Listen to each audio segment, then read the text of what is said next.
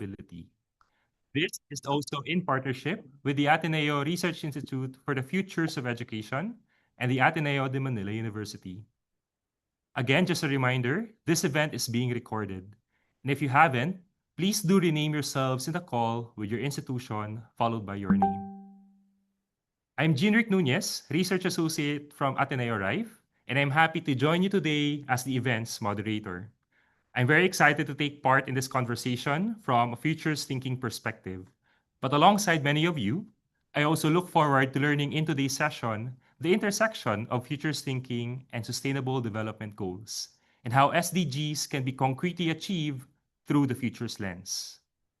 Before we begin, I invite everyone to pause for a moment of silence.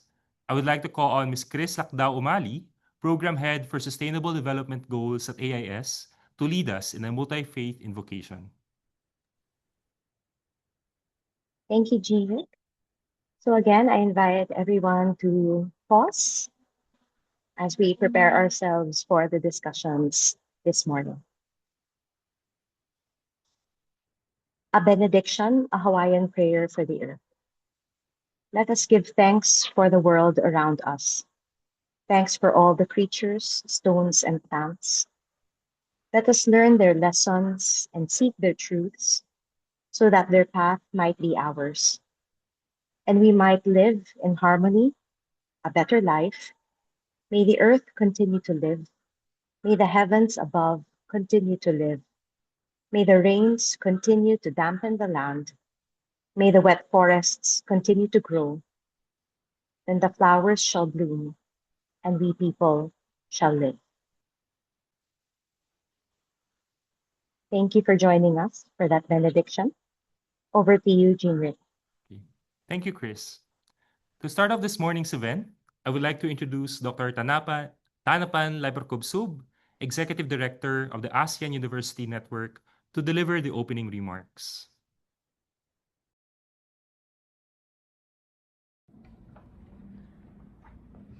Good morning to all participants.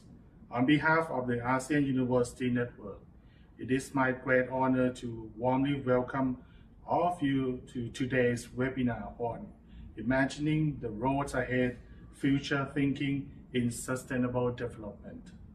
It is truly encouraging to see so many of you gather here and to learn that the conversation and commitment to sustainable development is still active and important to all of us despite many years of ongoing global efforts. I would like to extend my sincere appreciation to AUN Ecological Education and Culture Network, or AUN-EEC, and Ateneo de Manila University for facilitating this meaningful and timely dialogue. We applaud your leadership in continuing to drive important discussions, foster collaboration, and inspire the region to take action for a more sustainable and healthier planet. This webinar officially marks the beginning of the AUN-EEC's event circle in 2026, which will be guided by the theme of sustainable futures. As we move closer to 2030, we are reminded of the persisting environmental and ecological challenges our region is facing, such as climate crisis, biodiversity loss, and resource scarcities. This webinar is therefore an opportunity to pause and reflect on our past journey and our progress as a community of higher education institutions towards the UN Sustainable Development Goals, or SDG.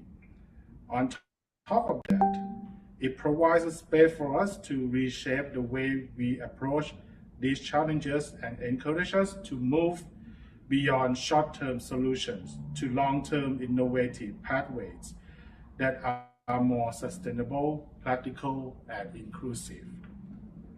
I would like to take this opportunity to express my heartfelt thanks to our distinguished speakers for devoting your precious time to be with us here today and for sharing your expertise with us. I'm certain that your insights will be nothing short of thought-provoking and inspiring. To our dear participants, I hope all of you take advantage of this opportunity to actively engage in the discussions, ask questions, and expand the way we think about sustainability and the role of higher education institutions. The future of the planet is a shared responsibility, and impactful changes that leave no one behind can only begin with conversation like this. I wish you all a productive and enlightening discussion ahead. Thank you very much. Thank you, Dr. Tanapan, for your encouraging message of our shared responsibility, ensuring that no one is left behind. And of course, we thank you for your usual support in all our AUN-EEC events. To our guests and to our audience, if should you have any technical concerns, please feel free to approach our AUN-EEC team. Once again, I welcome everyone to our event this morning, the 2026 AUN-EEC webinar on Sustainable Futures, Imagining the Roads Ahead, Futures Thinking in Sustainable Development. We are joined by around 500 faculty members, researchers, and students across Asia. Thank you for joining us this morning. This webinar sets the tone for our 2026 AUN-EEC webinar cycle on fostering and creating sustainable and resilient futures across the ASEAN region. As we enter the second quarter of 2026, the ASEAN region finds itself in a critical time. The UN Sustainable Development Goals are nearing the 2030 deadline. According to the 2025 Asia and the Pacific SDG Progress Report, while the region has made significant progress in areas such as industry, innovation, and infrastructure, it continues to grapple with challenges in other key areas, including regressing climate action and critical data gaps on the challenges faced by vulnerable populations. While incremental efforts are being made, unfortunately, the report claims that these efforts are insufficient in achieving the 2030 targets. In fact, the report demands us to transform our short-term policies and mindsets towards a bolder and more proactive approach that sets out a holistic and long-term vision of the future. That is why for today, we are honored to be joined by two speakers who help us further understand where the ASEAN region is at the moment when it comes to achieving the UN SDGs and how futures thinking can help push the needle in not just achieving immediate goals, but making long-term and intergenerational impact to the region. Without any further ado, it is with great pleasure that I introduce our first speaker this morning. Mr. Ruhimat Surakusuma is the head of ESCAP's Sub-Regional Office for Southeast Asia, where he drives regional cooperation and supports 11 countries in advancing the 2030 agenda. He works closely with governments, international organizations, civil society, and the private sector, and leads the UN's coordination with ASEAN across economic and sociocultural priorities under the ASEAN-UN Cooperation Framework. A strong advocate of forming the next generation of leaders in the region, he has also expanded the office's engagement with students and young professionals through policy dialogues, SDG briefings, internships, and partnerships with universities and youth networks. Mr. Surakusuma also guides strategic analysis on the future of Asian regionalism and how countries can deepen cooperation amid shifting geopolitics. Before joining ESCAP, he managed regional development programs across Southeast Asia and the Pacific in trade, investment, agriculture, energy, SMEs and finance, and actively supported South-to-South cooperation. Here to talk to us about the SDG progress in the ASEAN region, friends and colleagues, let's give a warm virtual applause to Mr. Ruhimat Surakusuma. Thank you very much, Jean-Ric, for that introduction.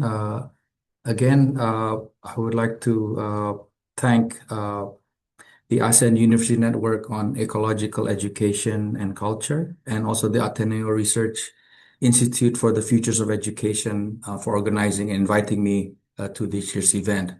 So as I mentioned in the introduction, it is in fact our task to not only work with officials, CSOs, and others, but also to reach out to students and academia with respect to the work on SDGs, because they are or they form a very important part of the stakeholder engagement. So I'm very pleased to be joining with all of you today. So as requested, I will be presenting the progress of the SDGs in Southeast Asia region and its implication on policy development and potential directions post 2030 agenda. So this is the end of the SDGs. So we would have to already start preparing on what are the current circumstances, what is the geopolitics, and how countries are faring in the lead up to the 2030 deadline. And I would just like to highlight here that all the information that I will be presenting is based on our annual Asia Pacific SDG Progress Report for 2026, and also on our SDG Data Gateway, which is a comprehensive platform for SDG progress assessment based on data provided by member states. So the SDG Progress Report was just recently launched in March, and it is a flagship report of SCAP marking its 10th year anniversary. Next slide, please. So let me begin with an overview of the SDG progress in Asia Pacific region with its 53 member countries, and then I'll focus on Southeast Asia.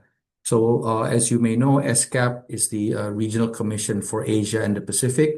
So we cover 5 subregions such as Central Asia, Pacific, Southwest Asia, Northeast Asia, and of course, Southeast Asia, which is the geographic scope that my office covers.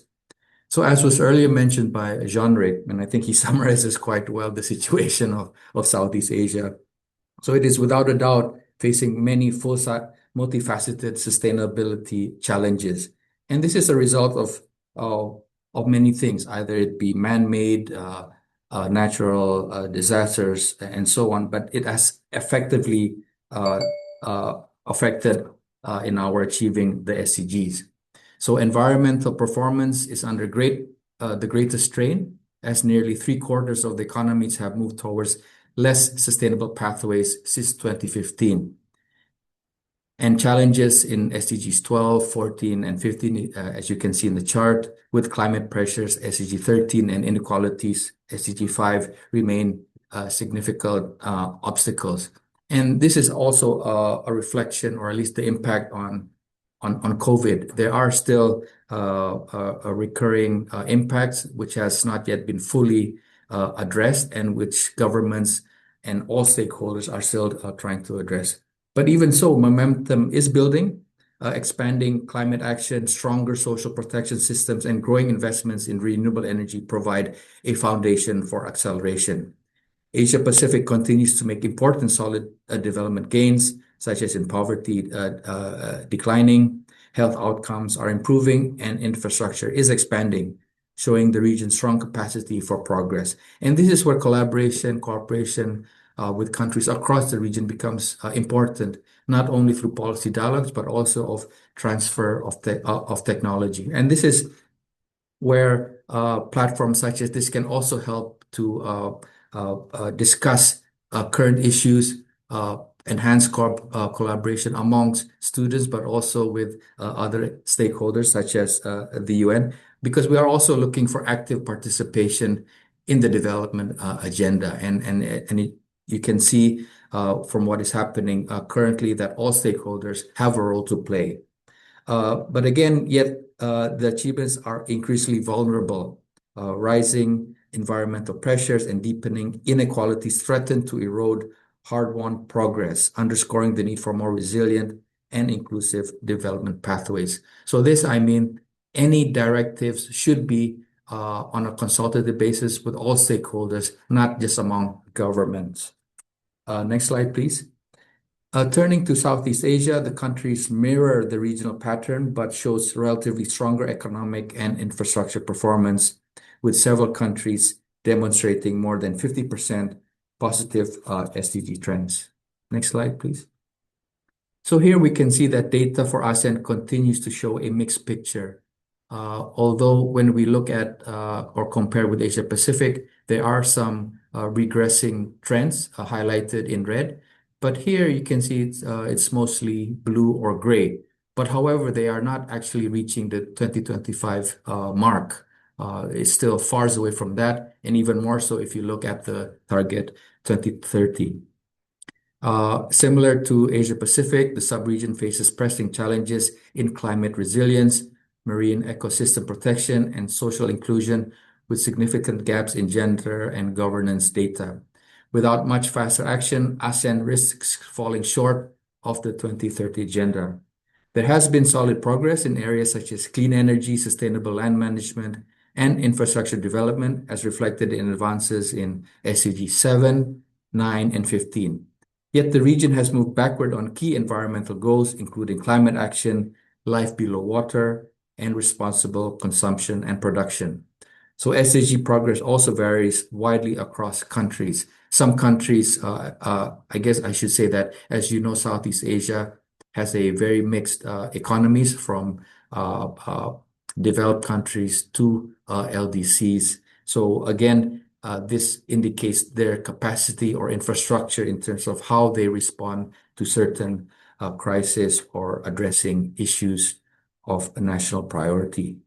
Countries like Vietnam and Thailand, Indonesia, Malaysia, and Singapore have more than half their targets moving in the right direction, supported by stronger institutions and sustained policy commitment, in contrast to countries like Cambodia, Laos PDR, Myanmar, Timor-Leste, that show far fewer positive trends. And again, as I earlier mentioned, these are constrained by limited resources, structural vulnerabilities, and conflict-related disruptions. These widening differences highlight how uneven development has become across neighboring countries. Next slide, please. ASEAN's strongest gains align closely with its long-standing strategic focus on economic integration, connectivity, and sectoral cooperation outlined in the ASEAN Vision 2045 strategic plans. I guess we can say that Southeast Asia has the advantage of a regional bloc such as ASEAN to have countries foster closely among themselves, either on the development agenda, but also in managing certain priority issues in the region.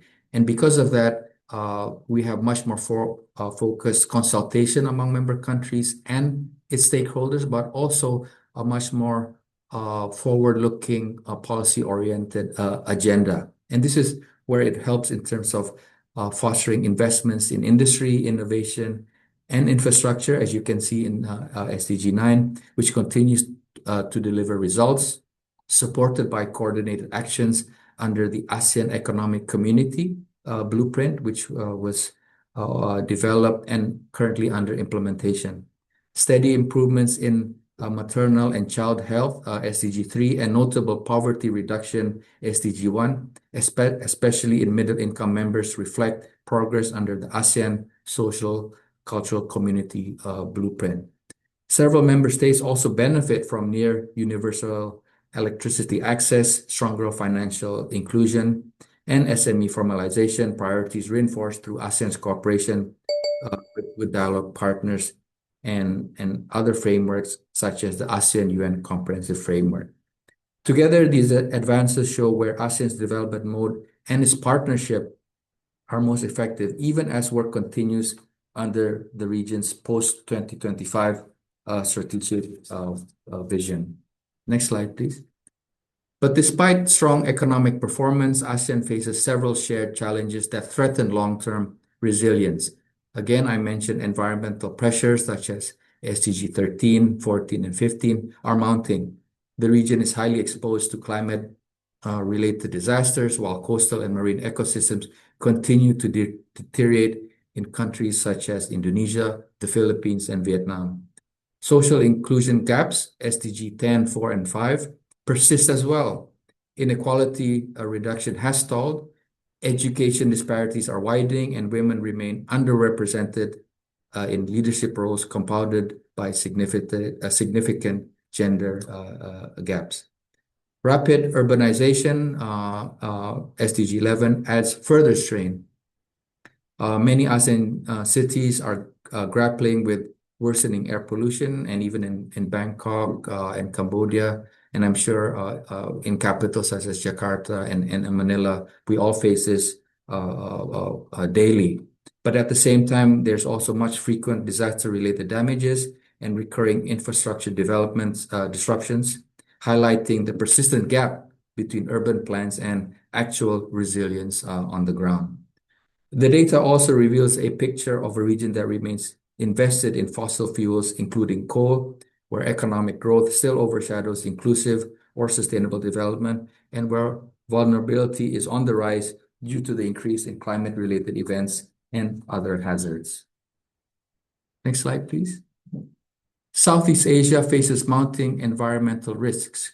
Greenhouse gas emissions are still rising. Coastal areas are increasingly exposed to storms, floods, and sea level rise, and marine resources and coral ecosystems continue to decline. To respond, countries need three major shifts. First is to fully integrate climate adaptation into national development planning. Second, mobilize investment in renewable energy to curb emissions and build energy security. Third, accelerate coastal and marine protection, including nature-based solutions that restore ecosystems while safeguarding communities. So these are even more so for archipelagic countries like Indonesia and the Philippines, but also to countries that have wide coastlines. So as a whole, these actions are essential to secure a climate resilient future for the Southeast Asia region. Next slide, please. So across Southeast Asia, progress on equality remains limited. Income inequality is barely improving. Labor income shares are falling, and vulnerable groups such as youth, migrants, and informal workers continue to face high risks in the labor market. To tackle these challenges, we need three priority actions. One is to strengthen universal and inclusive social protection systems. Second, close gender and youth gaps that hold back productivity and opportunity. And third, improve decent work enforcement and skills development so workers can thrive in an ever-changing economy. These steps are essential for a more equal and resilient future, again, for Southeast Asia. Next slide, please. So Southeast Asia is now one of the world's most disaster-affected regions. Indicators are moving in the wrong direction. Disaster-related deaths and affected populations are rising, and economic losses and infrastructure damage are increasing. To reverse, sorry, the next slide, please. Policy implication 3. Yes, okay. So in order to reverse these trends, we need three policy shifts. One is to put disaster risk reduction strategies into practice at the local level, not just nationally. We do understand that when we work with governments, it is to provide a national approach or framework, but the implementation really goes at the subnational and even at the community level. And this is where stakeholders, through their vast networks and outreach, can help in terms of implementation of such policies. Second is to invest in resilient infrastructure in early warning systems that protect lives and livelihoods. And this is where regional cooperation in ASEAN helps in terms of not only sharing of experiences, but really connecting in terms of technology and other early warning systems should such calamities affect the region. And third, of course, is to strengthen cross-border cooperation to manage growing transboundary risk. And I don't have to expound on that, especially when we have a lot of crises that emanate within borders and affect neighboring countries. Next slide, please. So Southeast Asia definitely needs a stronger post-2030 agenda because the region's development is increasingly out of balance. As much as I earlier mentioned that we have gains even since the COVID pandemic, we have recently experienced not only Southeast Asia, but the world as a region has been affected by what is happening outside the region, and it is drastically affecting how we operate on a daily basis. So in fact, economies are growing fast, but environmental systems are collapsing even faster. Current SDG gaps show that we are falling behind and where the next agenda must be more focused and more ambitious. As one of the world's most climate and shock vulnerable regions, resilience cannot be an add-on, it must be the foundation. A stronger resilience-driven post-2030 agenda is essential to safeguard the region's future. Delivering this future will also require a much stronger regional cooperation. And this is where I refer to ASEAN. Southeast Asia depends heavily on shared transboundary ecosystems. So looking ahead, the region should strengthen climate and biodiversity agreements, build shared data and digital standards, enhance collective disaster response mechanisms, and create joint financing platforms for coordinated action. ASEAN's roles will be pivotal in driving this cooperation, providing the political platform, norms, and regional instruments needed to translate shared priorities into collective results. Only through deeper cooperation in Southeast Asia can we achieve the resilient and sustainable future that is envisioned. Next slide, please.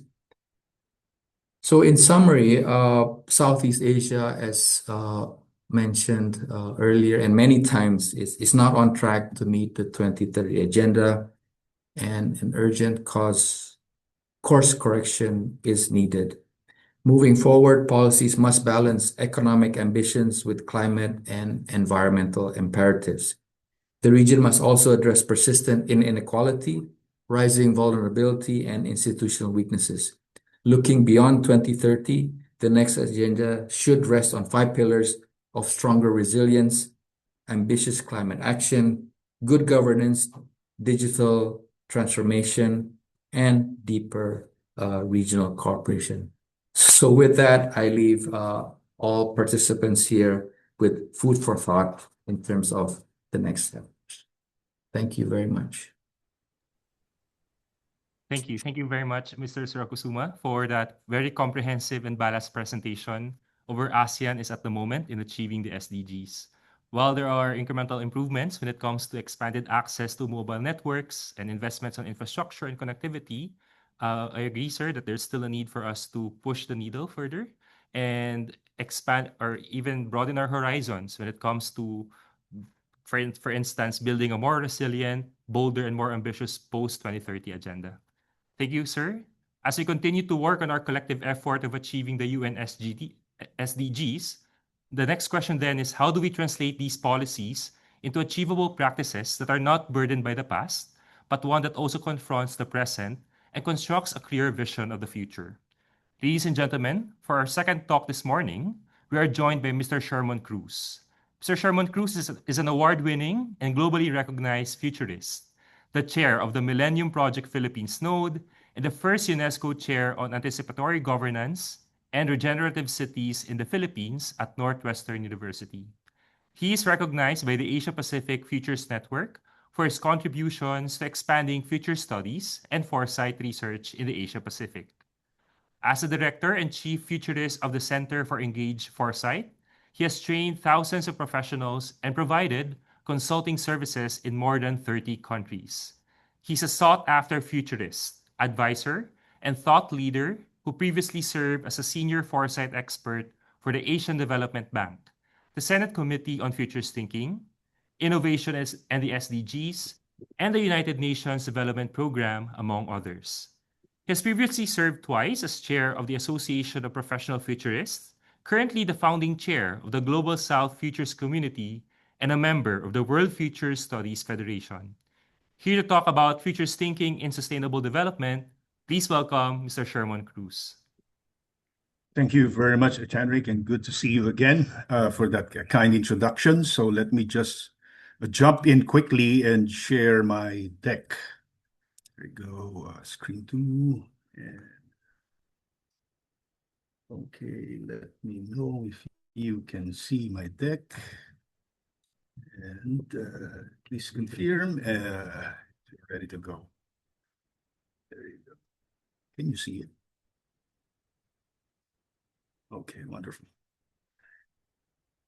So, that was great, to hear, the latest updates of what's going on when it comes to, the ASEAN's region, current status when it comes to achieving the Sustainable Development Goal. And I was trying to reflect on SDGs last night, and at least link this to futures thinking. You started to realize that the Sustainable Development Goals as its core is an act of collective imagination, by many people, by many culture, by many civilizations around the world. And if you come to think of it, it is a shared vision that we have at the United Nations of what a world could look like if those SDGs are achieved, and the kind of world that exists if it happens. But apparently it is not. It appears that unfortunately 80%, 88% of the measurable targets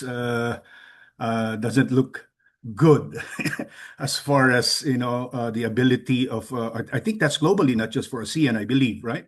Though it is likely, highly probable that we won't be able to achieve them, and we have only imagine that 4 years before the SDG decade is out. Now, achieving that, leveraging on that context, I would say it requires more than good intentions or better reporting. What it demands is the capacity to think creatively and systematically about the future, and which suggests that we need to build our capacities, one, to anticipate disruptions. And we've been seeing, planetary types of disruptions in the last 5 years, and it's affecting and impacting us, and at many levels. And of course, with that as well, it gives you some sort of an idea, or perhaps the urgency. It is not just a nudge that we need to probably question, the assumptions that we have, that probably inform the worldviews, our perception of what's possible when it comes to sustainable development goals. Because the design pathways that we will eventually create are primarily informed and driven by the culture, by the worldviews, and the system that we have as a nation, as a society, as a future. Now, that 88% missed targets, of course, I wouldn't say that it was deliberate.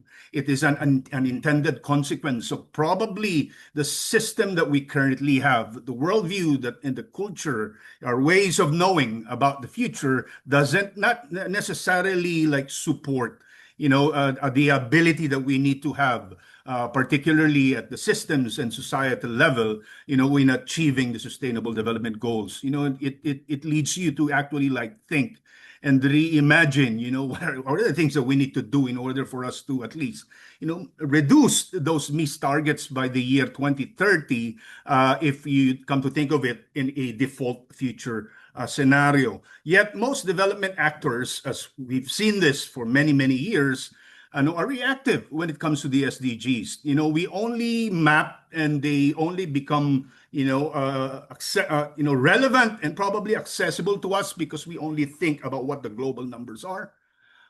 We merely probably just measure the outputs, or perhaps we just wait for another crisis to happen before we even consider and adopt them. So now, where does futures thinking come in? Futures thinking offers a different approach, right? A different posture. And how do you actually address those missed targets and at least, achieve your moonshots, yung mga suntok sa buwan natin in the next 4 years? And futures thinking, in a nutshell, offers you a different type of posture. One is that you need to be proactive. How do you become proactive? You need to be imaginative. How do you become imaginative? And then how do you ground that necessary belief, or the belief that you need to have, that the road ahead is not fixed, that it can be imagined, and if it can be imagined, it can be redesigned. Now, let me ask all of everyone here, how do you exactly know the future? Is the future a quick fix? Is it a place for us to predict? Is the future a target? Probably in the short term, yes, but then of course you also have this civilizational issues, right? Is it a case study? Is it a lead? Is it a place for us to actually manipulate and control? Is it really a method? Or is it a plan? or is it the road ahead? How do you know the future? Probably, try to think about this. How do we know the future? Now, in future studies, we often speak about signals. We do this every day, trends and scenarios. But is that the future all about? Is there beneath all of the trends, the signals and scenarios, is there deeper something about the future?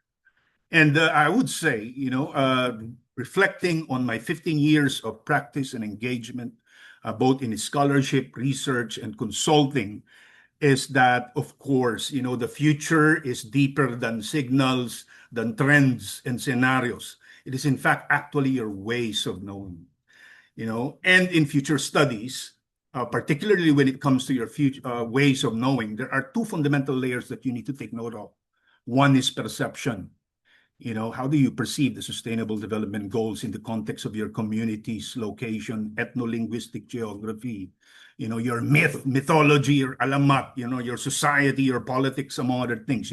Try to think all of that, right? Integrate them and use them probably, and how to perceive the Sustainable Development Goals in the context of the country, the region. Perceptions are those things that are apparent to us, those that in fact you actually see. Perceptions are those you actually noticed and what you consider as real. And in future studies, this is very particularly important. I just had a conversation with the former UNESCO head of Foresight, Riel Miller, and we had a conversation about this. More often than not, the practice that we have when it comes to futures thinking is that we jump right away to the choices that we're trying to make. We jump right away to the strategy. We jump out right away to the plan without trying to dig deep and dive into the kind of perception that we have in the first place. And the choices, which is the second fundamental layer when it comes to future studies, and therefore futures thinking, is that those choices, in fact, give you the mechanism. Okay, what should I act on? What do I prioritize? And what do I bring forward? And choices aren't enough. Strategies aren't enough. Sometimes if we are unconscious about the perceptions that we have in the way we see the world, we might end up, supporting the status quo, or ending, eventually after spending resources and money. And then you see the same news headline in the next 10 years. Imagine the SDGs, right? Oh, now the result, the outcome apparently is an 88% missed target. Is there a problem of perception here? Are we jumping right away to the choices that we make? You have to remember, that the approach of each and every nation state, of each and every countries, lead to different pathways. SDGs are, you have the Sustainable Development Goals. These are measurable targets. But each and every organization, university, nation, states, will have to situate themselves in creating the pathways that works for them. Otherwise, it won't. And that's why in future studies, like we jump right away to scenarios, we jump right away to trends, that is not enough. What we need to learn is to think about how we see the world. And I think that is the fundamental question that we need to explore. Now, there are two ways by which we perceive the future. And we all know this. Probably many of us have been trained on this. We call this strategic foresight. And the assumption when it comes to strategic foresight is that we expect, it is some sort of a conceptual view that the future does not exist yet. That the future does not have data, at least in the context of data, yes, but you now have artificial intelligence that suggests that probably the future isn't a blank slate at all. But then, just trying to drive this point is that many of us are familiar with futures thinking in the context of strategic foresight. This is the current dominant mode of futures thinking practice, and extensively learned and used in corporations, governments, military institutions, planning bodies. I would say that this is powerful, it is necessary, but it is also limited, right? So strategic foresight often operates within a particular way of knowing reality. I would like to drive this point about this perception. One is that it sees only the future as something that you can, in fact, utilize, extract, and exploit. Like the future only becomes relevant to us because we only explore what works best for the most of us. I'm not saying that it's wrong, but a highly utilitarian way of knowing the future, endangers, many futures as well. Second is that it is anthropocentric. It is too human. When we think about the future, it is so human-centered. But then we also know that when it comes to sustainability, the issue is planetary. You have to include your rivers, your forests, your mountains, your birds, your water, among other things, right? Like if you try to look into the SDGs, life below water, right? Peace, justice, among other things. And these are not necessarily just about humans. And when it comes to strategic foresight, sometimes we only think about the productivity and that it is too efficiency driven. And while we think about the long-term future, I've observed this, we use the future as an asset, resource, and method to innovate and change the day. We think about the long term, but then we end up becoming too short-termistic, right? And very often when we think about the future as a blank slate, okay, let's just say 88% missed targets. And why?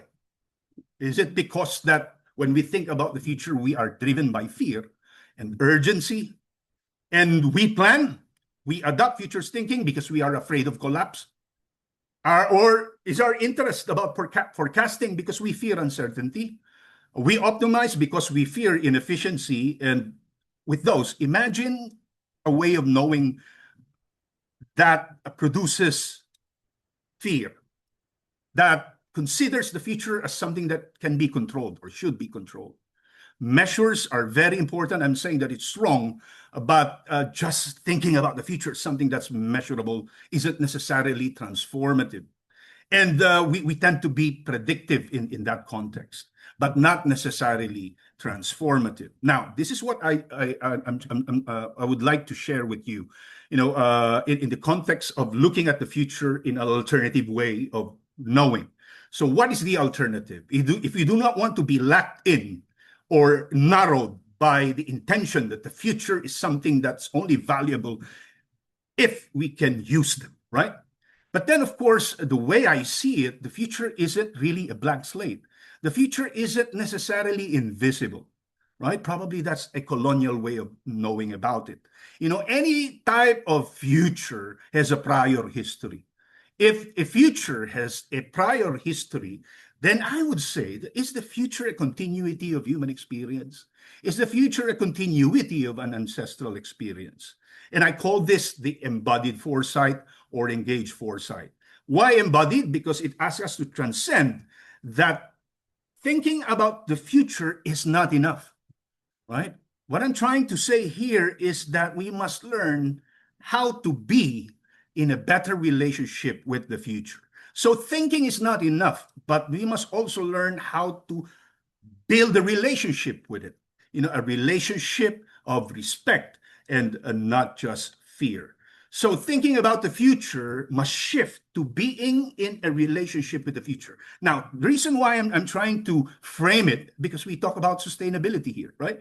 And sustainability is not just about the time horizon. Sustainability is all about the relationship that we each and every one of us here, in the Zoom room, as institutions, as communities, as partners. What kind of relationship do we need to have in order for us to achieve the Sustainable Development Goals? Because we all know this technology and institutions are not enough. We should ask the question, if you have the Sustainable Development Goals, 30, these targets, I think we need to ask the question, what is really compelling here? Given the fact that you only have 4 years, and we're not even sure yet that if there will be some sort of a post-agenda scenario. Yes, I would say that, but then that will be deliberated at the UN level, and given the fact the geopolitical changes that's been going on in the world right now, it could change, right? And second is it really about just the targets? Imagine a day in the life of a person.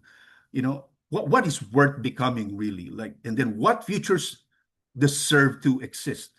These are the kind of questions that when you emphasize relationships in the context of foresight, beyond strategic foresight, are this question. Ano bang importante talaga, no? Ano ba yung kailangan kong mangyari na importante sa akin, sa aking komunidad, pamilya at marami pang iba. Of course, you're gonna invest your money anyway. So now, here is the thing. If you think about the future as a form of relationship, then I would argue that the future is not just about data. The future is about our kin. It was mentioned by Jandik a moment ago, the intergenerational futures, intergenerational fairness. Now, if you think about intergeneration, and then you might probably want to see the future as kamag-anak mo yan. That the future is your kin. And you should ask the question, what kind of relationship would you want to have with it? Ang taong hindi marunong lumingon sa kanyang pinanggalingan ay hindi makakarating sa kanyang paroroonan. Or pwede natin itong baligtarin. Ang taong hindi marunong, ang taong hindi marunong or alam kung ano ang kanyang paroroonan ay hindi kailanman matutong lumingon sa kanyang pinanggalingan. So what I'm trying to say here is the future is an ancestral experience. Now, these are the two, but then there are more to this. But just to narrow this, due to time constraints, there are different ways of knowing, but just to paint what I'm trying to drive at here is that you have the technocratic modernist view wherein we see the futures of project, a plan or strategy derived from wartime and corporate models.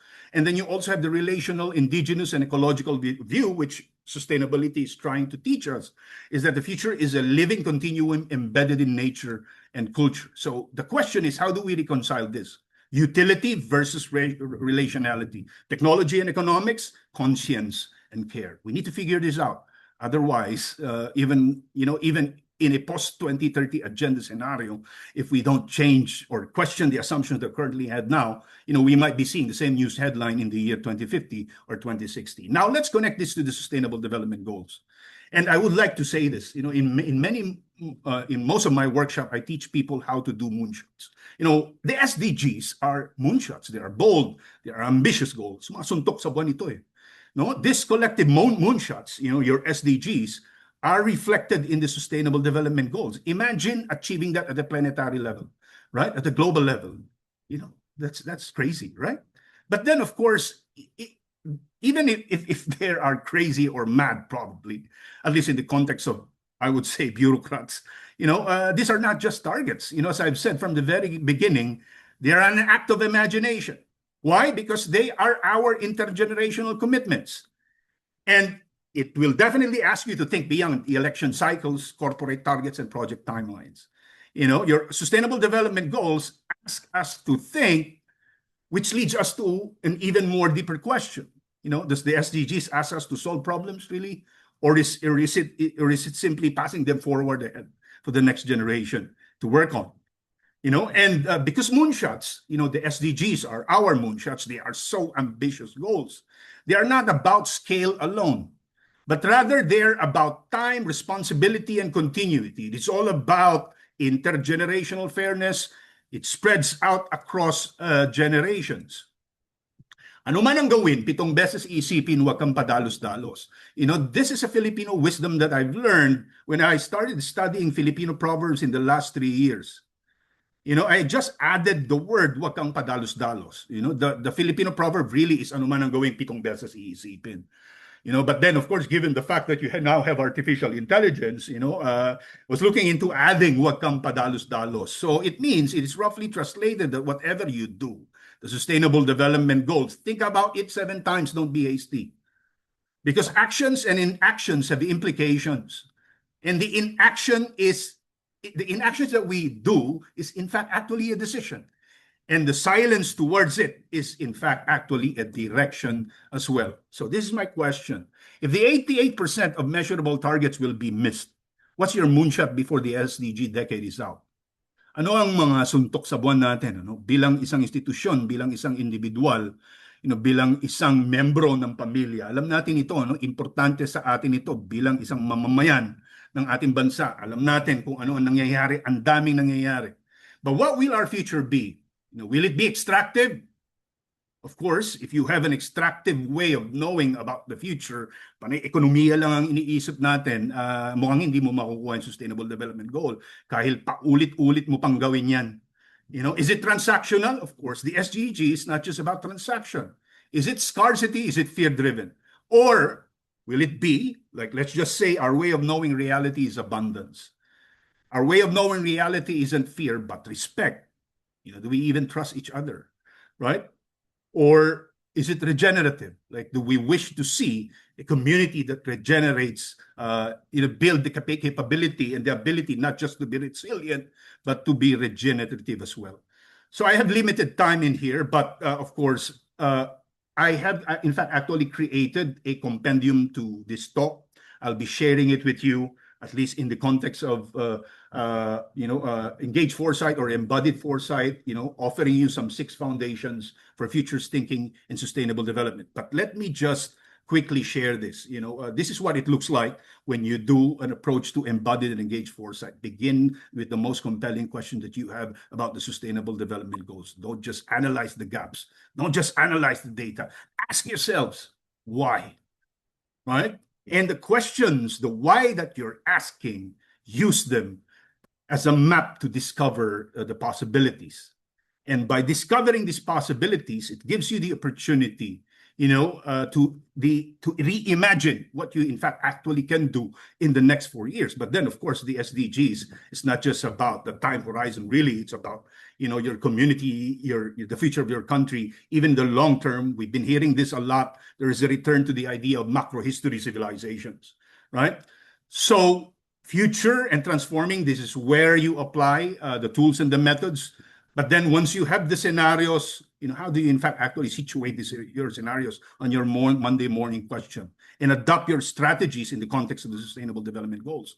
But then where does inspiration come from? Everybody talks. I always hear this, that everybody talks about political will. But what drives political will? Political will is not infinite. It is regenerative. Sometimes you have, sometimes you don't.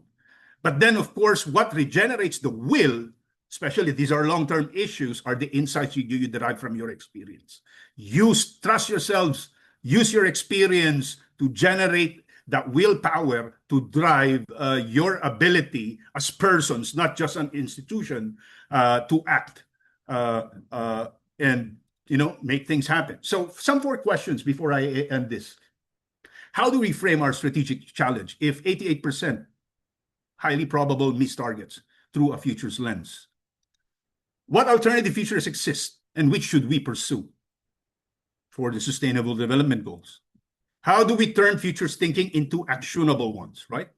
When I say actionable, this is not just in the context of strategic foresight, wherein our intention to use the future is, but really it's all about building relationship of trust. How do we align around shared vision? Now, this is about shared vision. If we ought to take the Sustainable Development Goals and sustainability principles, as informing our shared vision, relationship becomes essential in driving us to move towards our moonshots or our bold action. Now, this is a beautiful, idea or insight that I got, from an author named Prabhat Ranjan Sarkar. He is a guru, a social philosopher, linguist, and author, from India. He said, "The past, present, and future must be beautifully interwoven in their composition. Only dreaming of a bright future will not suffice. One must remember that all the potentialities of the future lie embedded in the womb of the present in seed form, just as the blossoms of the present bloomed from the seeds planted in the past." So the past, present, and future exist simultaneously. They are not separate or independent or distinct from each other. If you try to look at it from a linear time horizon, but rather the future coexist with the past and the present as well. So marami pong salamat at have a wonderful day. Thank you. Thank you very much, Sir Sherman, for those provocative questions, and we hope to discuss them further later during our Q&A. Indeed, there's a need to shift from incremental change to systemic transformation, as well as from fixing problems to redesigning systems. Thank you, sir, for framing the future not as something that we will just passively receive, but one that we can transform actively together. So at this point, I'd like to invite our reactors to take the stage and share with us their insights and takeaways. Our reactors are all from member organizations of the AUN-EEC. We have Dr. Norzalina Zainuddin from University Putra, Malaysia, Ms. Nicole Ang from the Young Urbanists of Southeast Asia, and Ms. Althea Grace Macaraeg from Philippine Normal University, Geographica. So our first reactor is Dr. Norzalina Zainuddin. She's a lecturer and researcher in consumer economics and sustainable consumption. Her work focuses on household behavior, energy poverty, and environmental sustainability, particularly within the Malaysian context. She actively engages in research that links consumer practices to policy and community development. Dr. Norzalina, thank you for joining us. The floor is yours. Okay, all right. All right, thank you very much. I think gorgeous moderator for this morning. All right, so I think my technical part for this just a moment just now. All right, so thank you very much. I think this is, a great things for the organizer, right? So I think we just thank you very much to the organizer, AUN-EEC, and also RIFE for these sessions. I think that's very insightful. That I think that when we are discussing about the importance of future thinking in the sustainable development, so maybe I think I come up with a few reflection. Maybe the first thing is when I think the first our panel just now will be mentions about our what do we call is as a progress output for our SDG for ASEAN region. I think we can see that especially for SDG 7, 9, and 15, there's a good progress in achieving our 2030 progress. But the things is I will agree that this is a lot of progressing and same to Malaysia context. So one of the key takeaway maybe from the presentation is this is the importance of reflecting whatever that just to translate whatever that future scenarios into our present what we do in our daily life, especially at the household level. So I think for many of the commodities out there, sustainability is not about long-term visions, but this is also about how the our facing our economic daily constraint. This is about our affordability and all about behavioral changes. And just look that I think for SDG 7 just now, we can see that this is a highly percentage that will be stated that 90%, 95% of accessibility of electricity among Asian countries. But it is good to see it on accessibility. But more important is we are talking now is about energy affordability is something that more, especially nowadays where we have a geopolitical issue, it's just war, all right? So this is something that the words as affordability should be bring in the reading the context of consumer especially. So that's why when we are saying about the sustainability, for me is the role as individual and consumer is very, very important. It's not only what we call is a policy driven, but we also must consider is how do individual consumer may interpret the words of sustainability itself. All right, we don't want that can be what we aim, what we target, but how do this can be translated on our, I think our daily life. What how do we try, and then we have to look on what is the things that maybe motivate people or prevent people on their behavioral changes. It is like what we have put in a good example of in their green behavioral aspect, especially Japan and those things that they are good. So in a way to discuss on this, I think this is good to have let's say from the economic perspective, right? Consumer economic perspective, especially, we are looking at how do I think the peer factors, right? What should I do because my friend will do the same things, right? So we want this will be a social narrative for everyone. So I do agree with all with the second. I think the panel just now when he mentions about Prof. Cruz, I think about the regional collaborative effort. So this thing that will be truly benefit for everyone. And nowadays also we are talking about something fast fashion, and especially for the Gen Z, right? So maybe we are no longer talking about the price, right? So most concern is how do people will think this as a more responsible in doing whatever that we are doing in our daily life. And again, maybe for Asian context and local context of Malaysia, especially, the most concern is about maybe we do have some disparities on the rural and urban, right? In the indicators, this is still concern on doing this.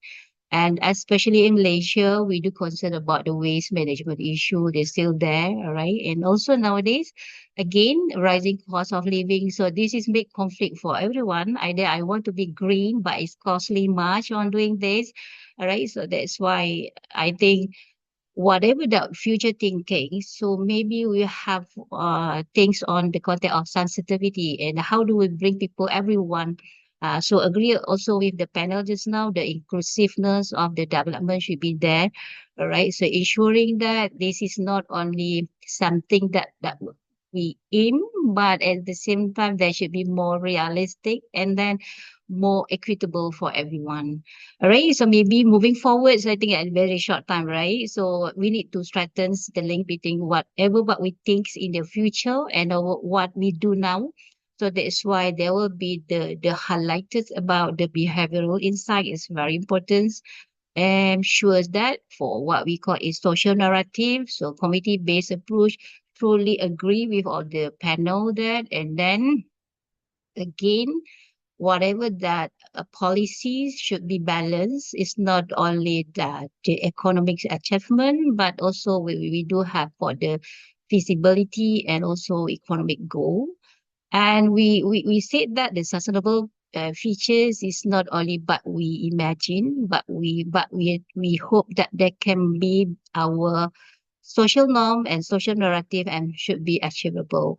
So I think in conclusion, so I will hope that this discussion is truly good and timely and highly relevant for me, myself, right, and for us. And I truly hope that all the ideas what we share today will be bring to more collaborative effort for across Asia in shaping more sustainable and the inclusive future. Thank you very much.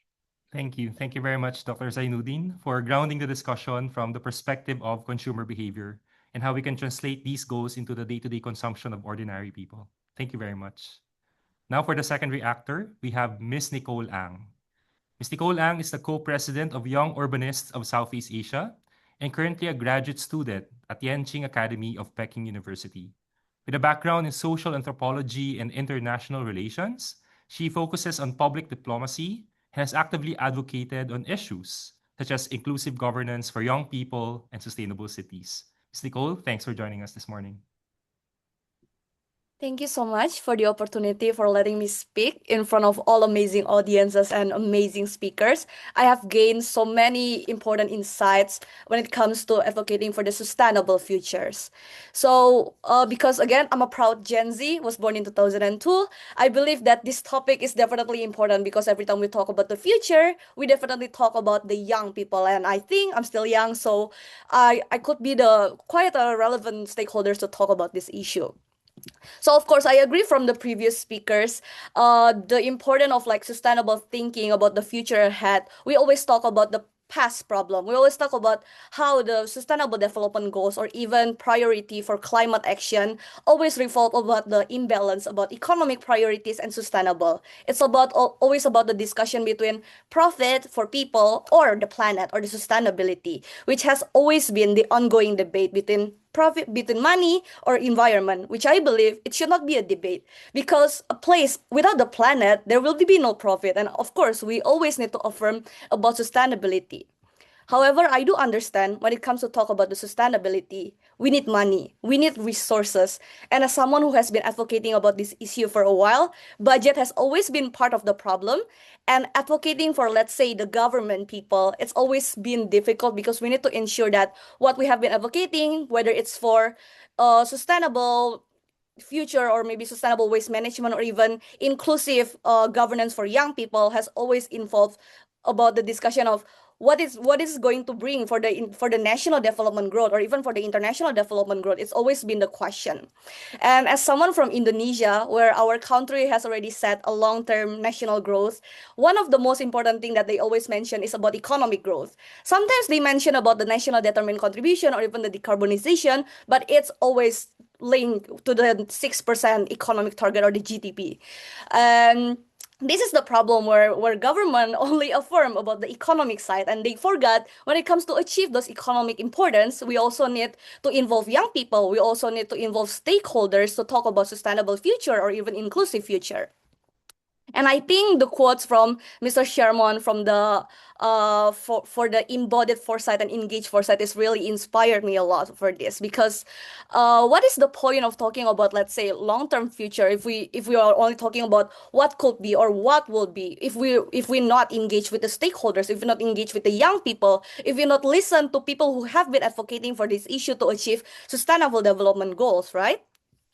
And that's why I believe that when it comes to talking about the future ahead of sustainable goals, we also need to remember that we need to involve all stakeholders who have like expertise talking about environment, talking about, let's say, the vulnerable society's involvement. Because I believe even though all of us are human, we're coming from different background. And as a woman coming from a minority community, of course, the impact of, let's say, climate action also different. Because to women, across gender, across nationality, for people living in Pacific Islands or people living in the global north and south, it's definitely different. So of course, we need to put those people and overlooked communities into the discussion of what could be in the future and how could we make sure that these people, or we should say the overlooked or the forgotten people, should be involved in this discussion. And again, talking back in Indonesia, because right now we're talking a lot about renewable energy. It's the most sexy topic right now. We're talking about making new wind farms, solar panel, that China invested a lot on Indonesia. And then sometimes they highlight on the fact that this could bring economic growth. It's good for the environment. However, we forget that to build like wind farms or even solar panels, we need land. And the people who actually affected are the indigenous community who live in the forest. Some of them do protest, some of them speak on the internet, but eventually they are not listened, and eventually they have to lose their land. So we should not forget, even when talking about sustainable future, there are still community who got affected. And I believe that we should put those community in aspect on how to achieve sustainable and inclusive future without sacrificing anyone. So we have to engage, we have to listen, and we have to involve everyone. So therefore, no one should be forgotten and no one should be sacrificed. And I do believe that having goals is amazing. Having plans for the future is always amazing. Sustainable development goals and millennium development goals are amazing because we need to know what we need to do and what could we achieve in the future. However, a plan is always important and action is always important more than talks. So let's do the talk and walk the walk, because a plan without any action is just a wish. So thank you everyone for letting me to speak today, and back to you. Thank you. Thank you, Nicole, for representing the passionate voice of the youth, the Gen Zs in particular. And of course, for tapping into issues on finance and profit, the blind spots, of course, that we might encounter in our efforts, and the need to involve the youth who will inherit the future we're currently building today. So thank you. Thank you very much, Nicole. Another Gen Z voice, though, that will react in our discussion this morning is Miss Althea Grace G. Macaraeg.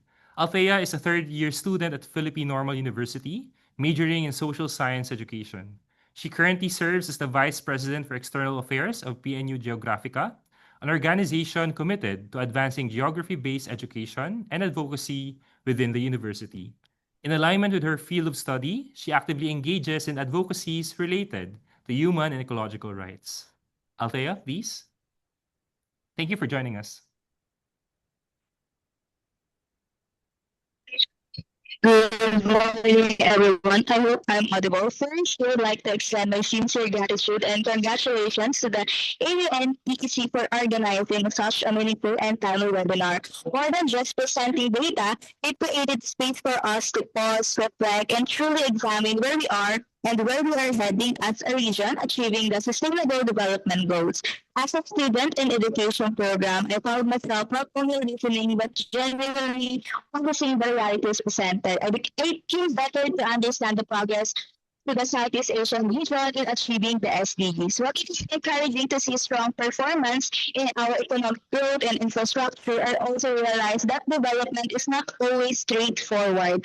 As much as modernity drives progress, it also brings certain challenges. In particular, I noticed, and based on the data presented earlier, the responsible consumption and production continue to have a slow progress. This made me reflect on how development, when not guided by sustainability, can create gaps that we as humans must help or address continuously and advocate for. I was also struck by the idea earlier that all of these outcomes are shaped by our culture, the people, and also the system that we currently have. It made me realize that achieving SDGs is not just a matter of policies or indicators, but also a reflection of who we are as a society. This is why rethinking and reimagining these goals require us to look deeper into our values and everyday practices. One thing that truly resonated with me was said by Mr. Cruz, particularly the idea that we need to situate the SDGs depending on its country's context. I agree that embracing our own culture and capabilities as a country is essential in making people beyond limitations and develop a broader or more impactful perspective. The future may seem like a blank slate, uncertain and unpredictable, but through our collective efforts and strategic foresight, we're capable of shaping it. More importantly, this webinar reminded me that the future is always in our hands. It made me reflect on how we often hold to the idea of someday or one day without realizing that change begins with the way that we choose to do now as individuals and as a community. We have the capacity to act in ways that our future generation and even our future selves will thank us for. Overall, this experience strengthened my understanding of the role of education, not just delivering knowledge, but in shaping mindsets and values. And as a future educator, I feel deeper responsibility to guide learners in becoming reflective, critical, and proactive individuals. Those who will not only understand the challenges of today, but also take part in the building a more sustainable and hopeful future. Thank you. Thank you, Althea, for being the voice of future educators and for pointing out the need for collaborative efforts, not just for among those who are in power, but also those who are on the ground. So again, thank you to all our reactors. And now I'd like to extend the conversation a little further. We'll now open the floor for the Q&A part of the program. We welcome back Mr. Sherman and Mr. Ruhimat. Also to our audience who have questions or even insights that you'd like to share with our speakers, just simply type them in the chat. So, Sherman and Sir Ruhimat, again, good morning. So maybe I'll start the discussion. My question is, well, oftentimes we talk about SDGs, we see them as urgent. There are even instances where they are time-bound. While on the other hand, you have futures thinking, as presented earlier by Sir Sherman, which pushes us to think beyond 2030 and even across future generations. I guess my question is like, how do we balance the pressure for visible and immediate SDG outcomes with the need for long-term intergenerational impact? Maybe Sherman, or maybe you can start, and then Yeah, Sir. that is a good question. Now, I'm currently doing research on developing new types of methods, which basically tries to explore the question that you've been asking. And I would say, instead of looking at strategies for strategy's sake, we need to ask the question about the depth that your strategies are trying to do. Okay? Gaano ba kalalim yung strategiya mo? Is the depth of your strategy its intention is for the next 2 to 3 years or 5 years, or is the depth of your strategy structural? Is the depth of your strategy mindset driven? And if you get to appreciate and make sense the kind of strategy that you're trying to develop in the context of transformation, is that they become achievable in context. It's not just about a question of prioritization, because eventually, probably if you can do it, despite your constraints, you want to prioritize things because the world is so complex, right? But then when it comes to the feasibility of things, I would suggest that you might as well look into how deep transformatively your strategies are, right? So tignan mo kung gaano kalalim yung strategiya mo. Does your strategy address the day-to-day things? Like, is it a strategy about process, procedures, budget and funding, the 1 year to the 2 to 3 years? Is your strategy driven by systemic evolution or transformation? Does it refer to policy and not just program? And of course, is your strategy really about structural transformation, changing your society for the better? Okay. Right. So, this is a new way of backcasting things. We just don't backcast for the sake of it. We just don't backcast or generate option strategies for the sake of it. We have to know what exactly our strategies are. Yeah. Thank you. Thank you, Sherman. I guess it's a matter of being expansive in our visioning. Yeah. So thank you, Sir Ruimat, please. No, I think what Dr. Sherman mentioned is important in the sense that we have to use all tools available, right? And as much as we would like to plan, we need strategies for. I think many times it was mentioned by speakers and reactors is you need strategies for funding, resources, capacity, and all that. And when we mean by strategy and planning, it's always for the long term, but then we have to monitor in the medium term, but then implementation for the short term. So that is important in terms of where we are. How do we need to adjust, against current situation? Because mind you, when we were on our way to implementing the SDGs, we did not have COVID in mind. We did not have conflicts in mind and all that. So as much as we plan, we need to be flexible, right?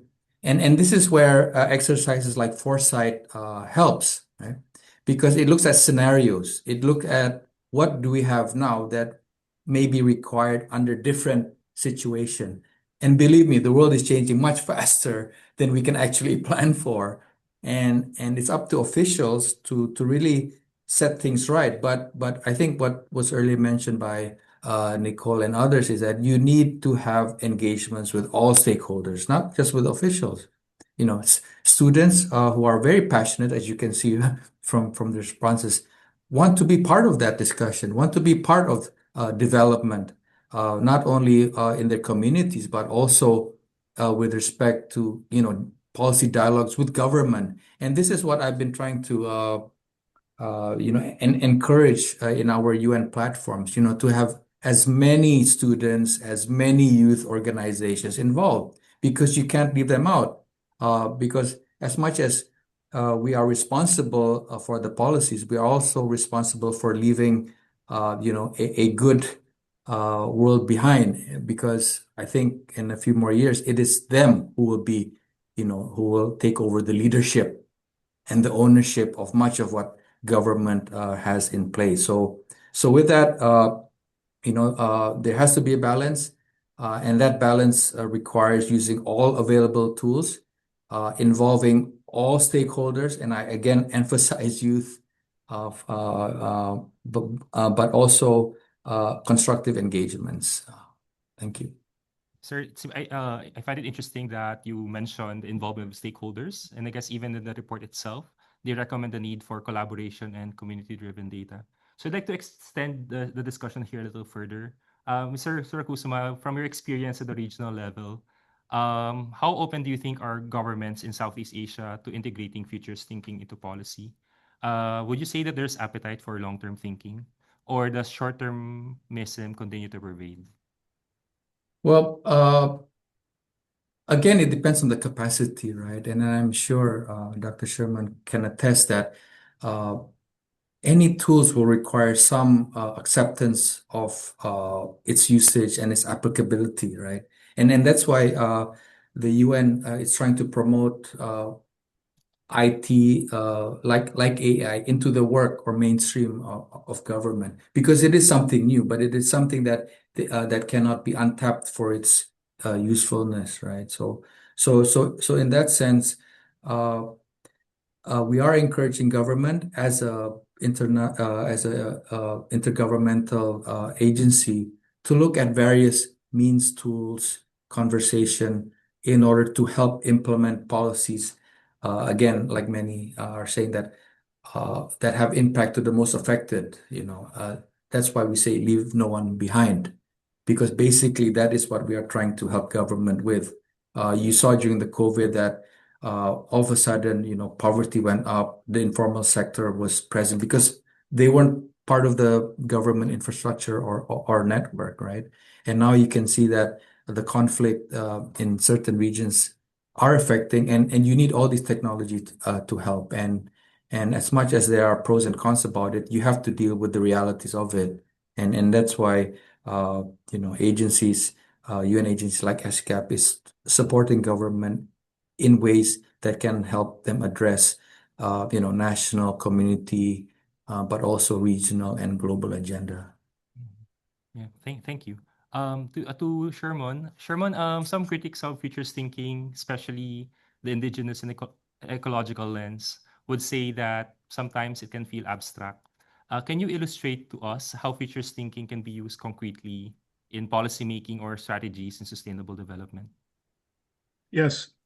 You are in fact actually correct, right? Like primarily when it comes to the appetite, at least in the region, I've seen this over the years when we started the Asia Pacific Futures Network way back in 2014, where there were only a number of institutions who were into it, and given the growth that it had achieved in the last decade, for over a decade, there is an emerging and increasing appetite, to learn and apply foresight. And most of the time, at least in the context of institutional foresight, the focus has always been about strategic things, right? How do we gain strategic clarity in the Sustainable Development Goals, for example, by applying futures thinking? What options can it create when we try to reimagine what the SDGs mean to us, not just in the context of the targets per se,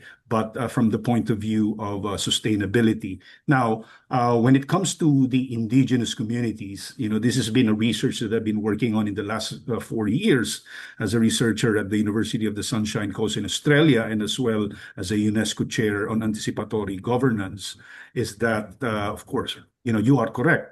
But then what do we do? So I think what we need to do is to have to make futures thinking and foresight more experiential, right? By using, for example, their own mythologies and myths and how they see the world. Like, for example, let's just say each and every indigenous community, I would say, have a story that has been, embedded in them, for thousands of years. And by leveraging on these stories and having them, in fact, share them, by not defining what futures thinking is, let them define it themselves. I think, and there are different ways by which we see the future. Where conceptually we can define it for academic purposes, but then if you want to engage people, empower them, create a sense of agency when it comes to the future, let them be. Right? And by doing that, I would call that a decolonial approach to foresight. Decolonization, I think, is very essential and critical and important. A global South perspective when it comes to the conversation about the future has to occur, because, the future is for us to create anyway. And each and every person and community, indigenous communities particularly, must have that power, to in fact actually create their own future. We've seen this. It occurs in many situations all over the world, especially those who are, fighting for justice.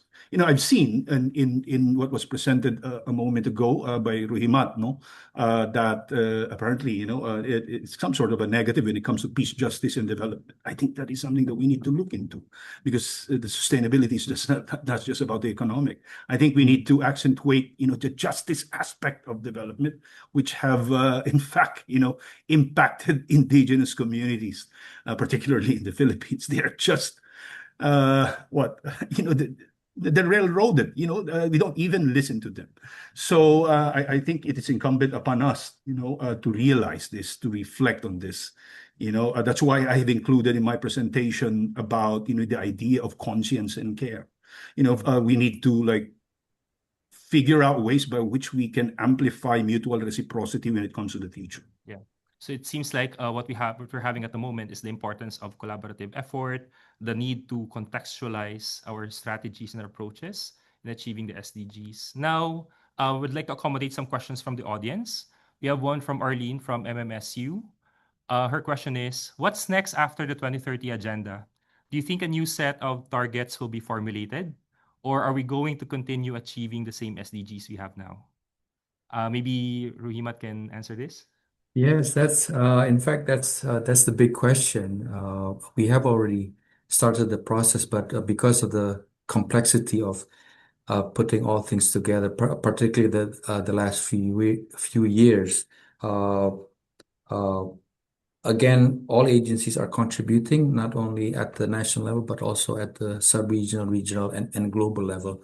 I myself don't know how it looks like. It will probably be presented by the incoming new SG, and maybe he has some ideas as well. Because again, you had the MDGs, now the SDGs. We don't know, but definitely, uh, uh, you know, development is not only about economics, it's environment, and everything else. So that needs to be incorporated.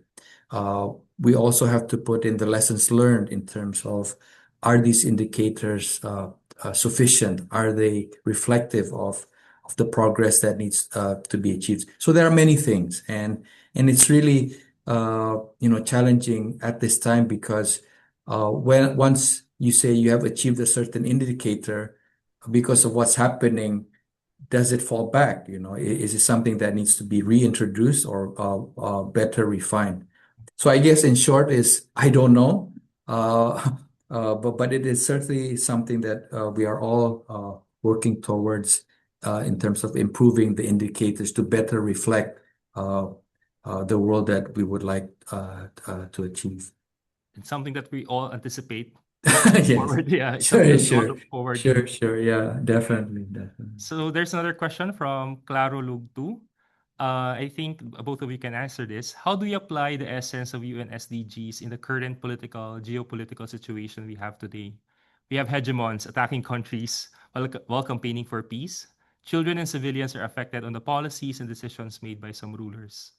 So with the geopolitical tension happening now, Sherman and Ruhimat, your take on this? Yeah, we'd like to hear what Ruhimat, want to say on this. No, definitely. As a UN, we always try to take a constructive approach. But if I was to take out that that role, I would encourage everyone here to advocacy. That is important. You also need to be involved in the issues that you are most passionate about, and most of all, stand up to what you think or what you believe should be the path forward. Because certainly the UN has its limitation, because certainly we are a UN, but we promote equality, sustainability. These are the principles that we work on, and hopefully this is something that the youth and participants here can take up on their own, in their communities, in their environment, because it is like I said earlier, and many have said, it is everyone's role, right? There is a role for you, and certainly working with me in SCAP, we definitely want your engagement if it's something that is useful for your own student activism or participation. So in that sense, you have to take up a role, and by that means you have to be engaged, you have to be in the process, and there are many ways of doing that. It's just a matter of taking up that responsibility and leadership. Yeah, like acting on it. Thank you, Sherman. Yes. Yeah. Okay. Building on what Ruhimat has said, and this is just some sort of insight that I had, because I developed a game called Dreams and Disruptions game, right? Like, we imagine transformative futures, but then of course leadership actually play a key part of our ability to achieve those futures, particularly, let's just say, the Sustainable Development Goals. Because sometimes in scenarios, in foresight, we only consider the driving forces of change. right? But it's not just about your driving forces of change. It's not just about your institution. You have leaders as well. And beyond the leadership, like let's just say your leadership archetype is military, right? So imagine what would a general do when it comes to the sustainable development goals. What if, for example, the leadership archetype of your leader is a venture capitalist or a laborer or an intellectual, a scientist? The way they perceive and understand what SDGs would be for them would inform the kind of strategies they're going to prioritize and emphasize in the process. But then you have crisis, right? What I learned from the 250 games that we played all over the world is that, hey, you don't get to choose your crisis, right? We get to choose what our goals are, but we don't get to choose our crisis. Unfortunately. So what does, yeah, of course, right? That's how reality is played out. You don't get to choose your crisis. Now, here's the thing. How do you approach it then? Is it just merely about preparation or what? Of course, preparation is very important. SDGs is really about preparations. But here's the thing. I think we need to better understand what collapse means really.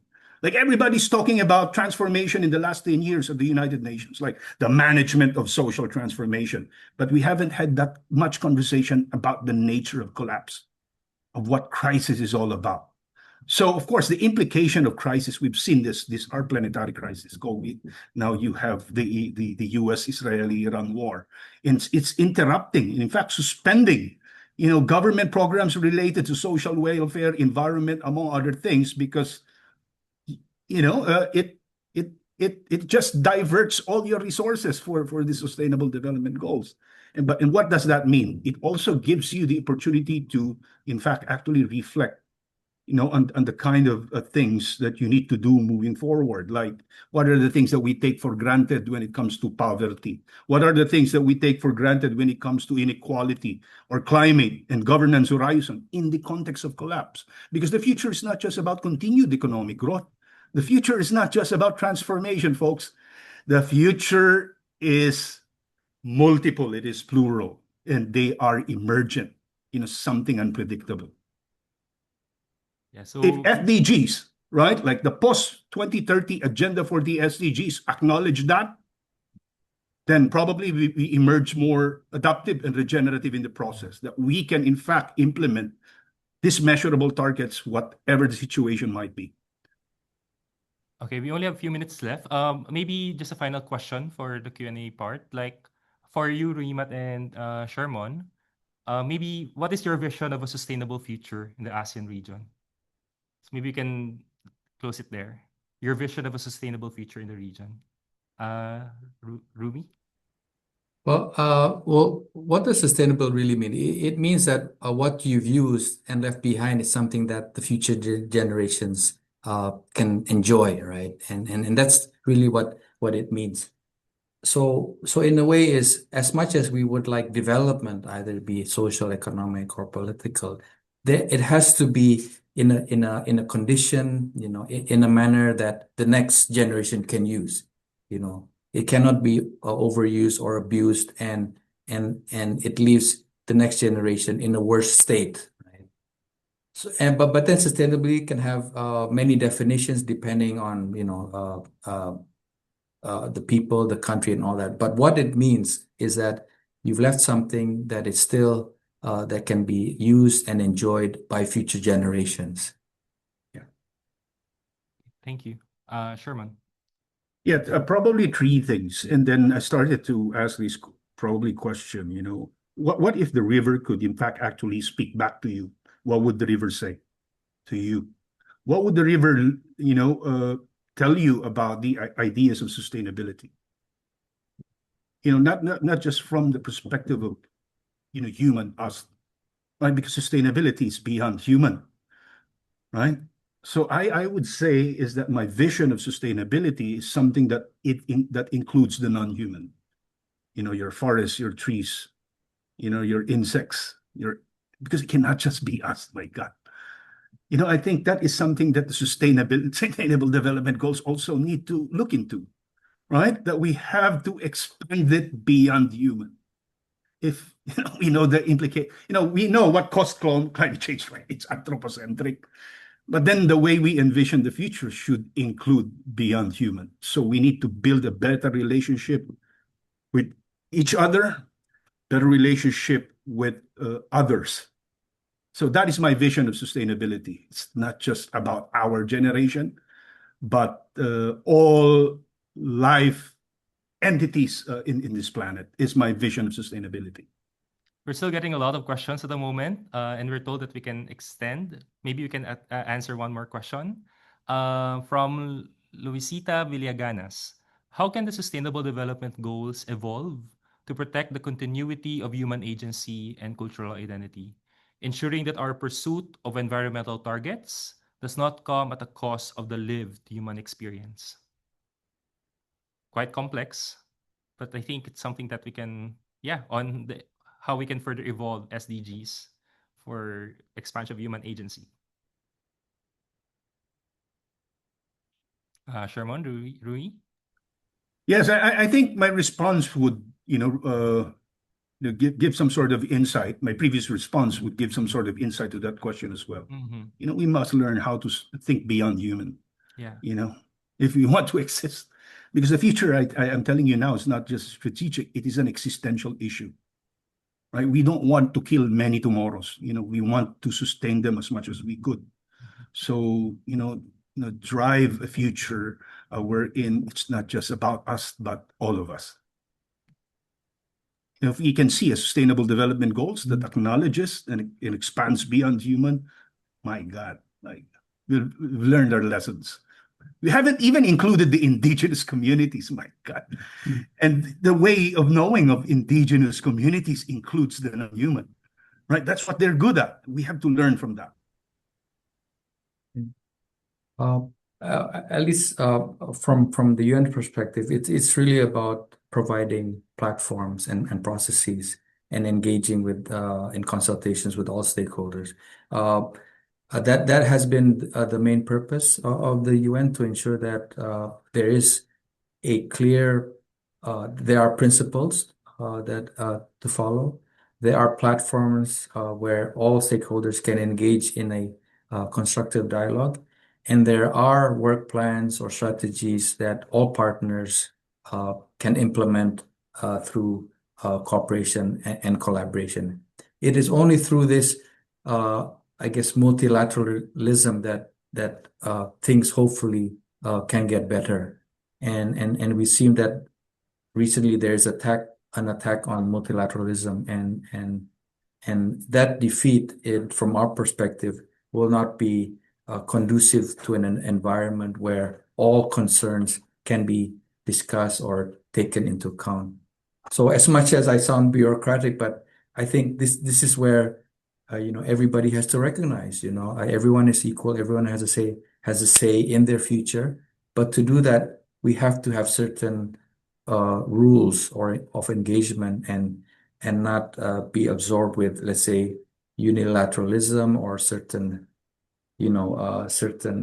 indulgences that affect everybody else. Because again, we're all here to work towards a good environment.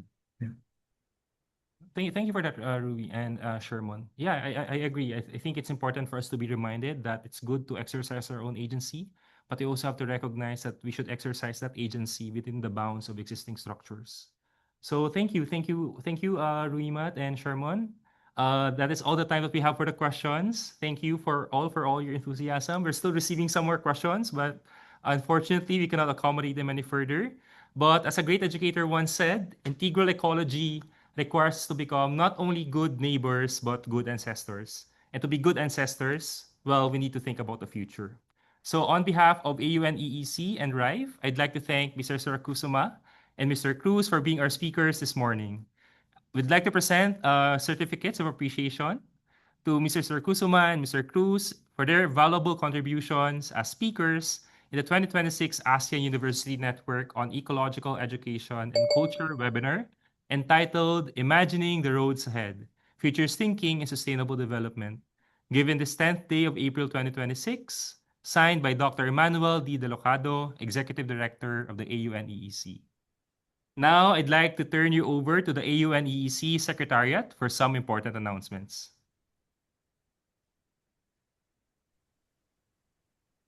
Thank you very much, Genrick, and thank you to everyone really for that very lively open forum. There are a lot of really interesting questions and really room for a lot of productive and interesting conversations.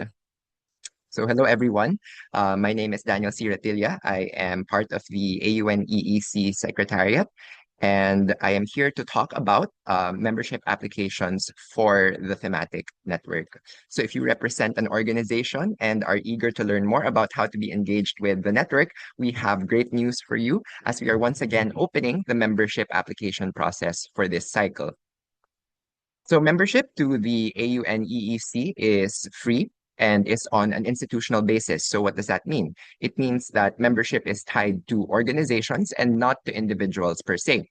So these organizations must work or be based in within Southeast Asia, so the member states of the region, and whose work supports the vision of the network. As you can see from the slide, we have three membership types.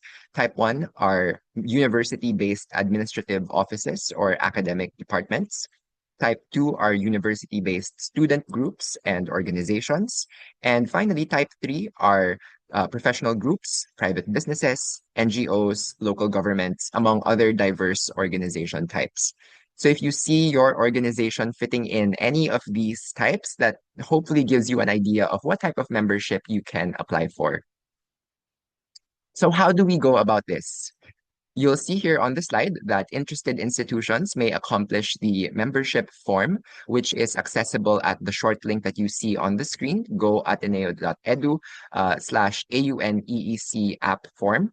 And do note that an official representative must be designated and to please make sure you fill in all necessary details of the form.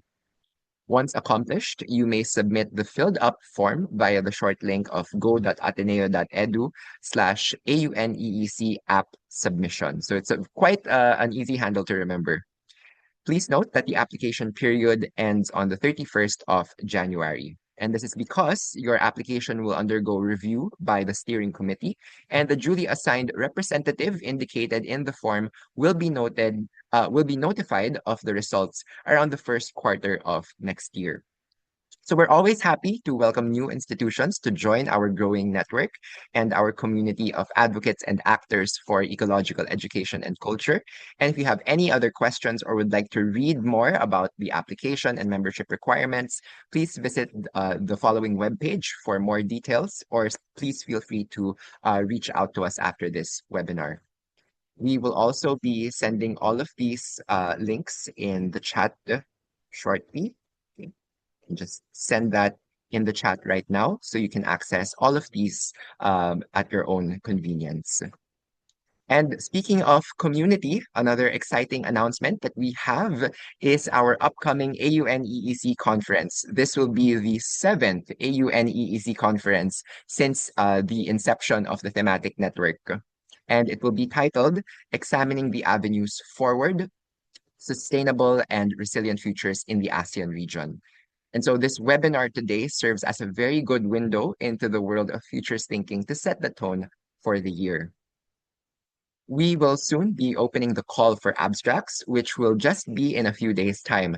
This will last from the 13th of April to the 1st of June, so that is plenty of time for you or your colleagues who might be interested to submit abstracts of any research that you might want to present. We're always happy and eager to welcome voices and representatives from across the Southeast Asian region. All of these will undergo review by an abstract committee in preparation for the conference, which will be on the 12th of August. So which sessions can you submit for? Currently, we have 4 sessions that we will be organizing. As you can see here, so first is the Futures of Education in Southeast Asia, where we welcome submissions that can touch upon, for example, indigenous knowledge, or what the role of universities and HEIs might be in a sustainable and resilient future. Next is Youth and Climate Action, where we welcome submissions on the best practices of youth organizations in sustainability, resilience, and ecological education.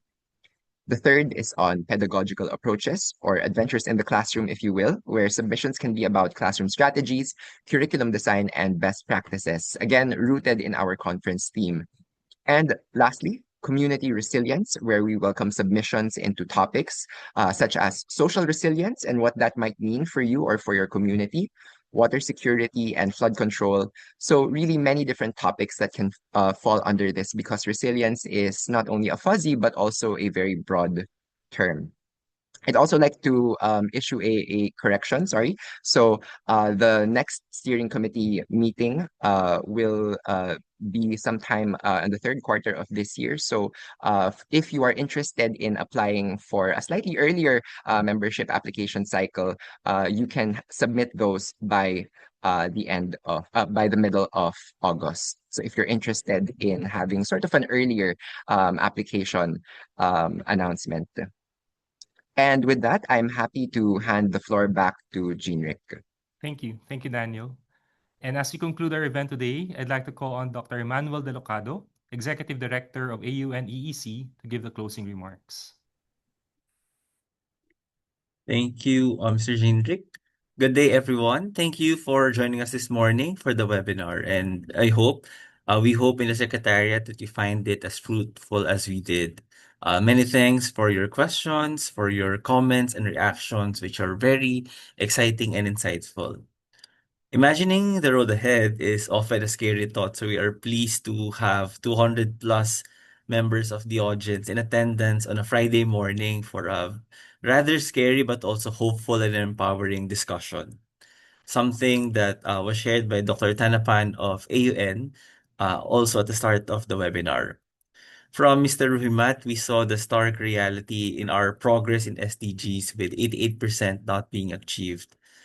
Just to share, the AUN-EEC Secretariat, particularly myself and Miss Chris, met Mr. Ruhimat in a forum in Bangkok last year where he shared about the progress in SDGs. We invited him today because we find his sharing both direct but also hopeful.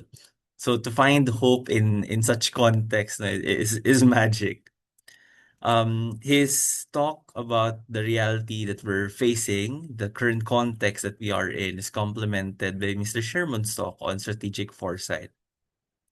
We can feel strongly his passion for futures thinking and how we should change our thinking that future is something that we can actively transform together. Set in the polycrisis that we experience in this modern world, it is very timely for us to assess our futures, to assess the scenarios that we have upon us, and assess how we can achieve a sustainable future. Many would see the SDGs as an option, but we believe that it is an imperative. We are at a time that we have no choice but to face climate action, but to face the inequalities in this world, but to face our biodiversity loss. And not just face them, but to find solutions in all of these. So we resonate with this call for us to assess the futures upon us and how we can achieve a sustainable future. Mr. Sherman is, of course, a dear friend of RIFE, and we always have in Ateneo for various events on futures thinking. So thank you, Mr. Ruhimat and Mr. Sherman, for sharing your time and expertise.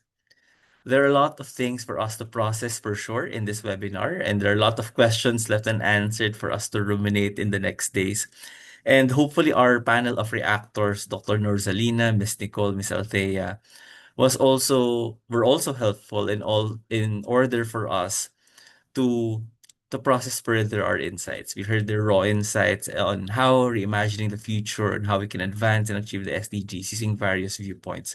So thank you also to our panel of reactors. On behalf of AUN-EEC, I would also like to thank the Ateneo Research Institute for Futures of Education, or RIFE. Thank you, Mr. Jean-Ric, for moderating the session, and to Ms. Marite, the RIFE Executive Director, for this partnership. For everyone's information, AUN-EEC will work with RIFE for our conference and workshop on futures thinking this year, and we hope you can also join us in these events. And I also wish to thank the AUN-EEC Secretariat, Ms. Chris, Ms. Rizzi, Mr. Daniel, who have been working hard not only to organize this event, but also the other events in the cycle. And with that, the discussion does not end really. We hope to receive your abstracts for the conference. More details will be released next week. And as we end this webinar, we hope to see you in our upcoming events. Until we meet again, I hope we can push forward with the work that we do, and let us continue to imagine our future towards a more sustainable future for the future generations. Thank you and have a good day. Thank you. Thank you, Dr. Delacado. Now, talking about the futures, just like what he said, can be hopeful, but can also be uncertain and scary. But a famous philosopher once said, let's all do it scared, let's do it still. So at this point, we'd like to request everyone to turn on your cameras for a photo. Ms. Rizy will prompt us. Ms. Rizy, please take it away. Okay, I'll just remove the spotlight right now and wait for a few moments for everyone to open their cameras.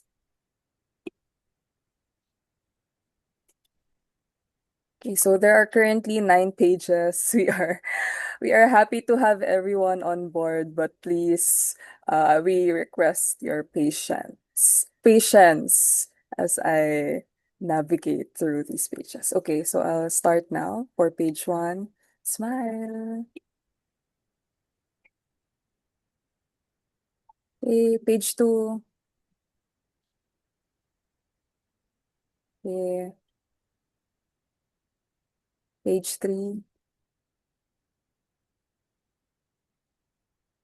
Smile. Okay, just a few more. We're almost halfway there.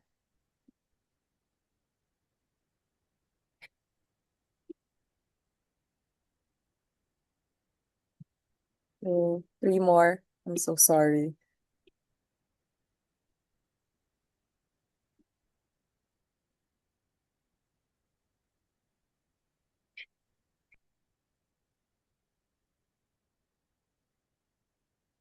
Okay, one last. All right, thank you. Thank you. Probably one of our longest mass ever. Thank you. Thank you, Chrissy. Before you leave, we'd like to ask our audience to please answer this evaluation form. You may access it via the QR code on the screen. The organizers will also be sending you the link after this. So if you'd like to have a certificate of attendance, you may indicate this via the evaluation form as well.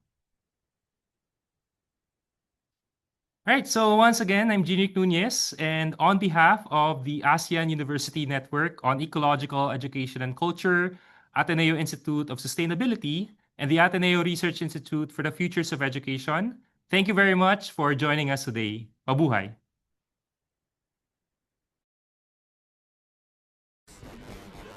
Thank you. Okay, thank you. Maraming Thank you so salamat. much. Thank you.